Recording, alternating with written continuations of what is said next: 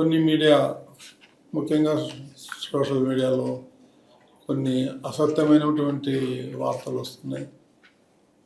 అవన్నీ మీరు నమ్మొద్దండి.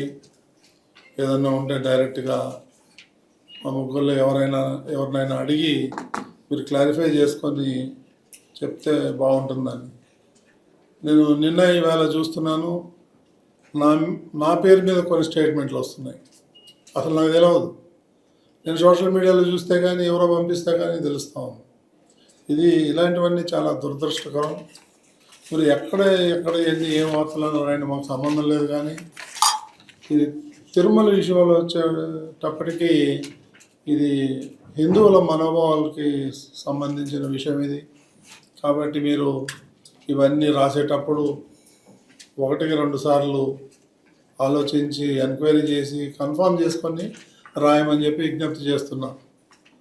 అంతేగాని ఇష్టం వచ్చినట్టు చేతిలో సోషల్ మీడియా ఉంది కదా, ఫోన్ ఉంది కదా అని చెప్పి ఇష్టం వచ్చినట్టు మాత్రం రాస్తే అది మంచిగా ఉండదు.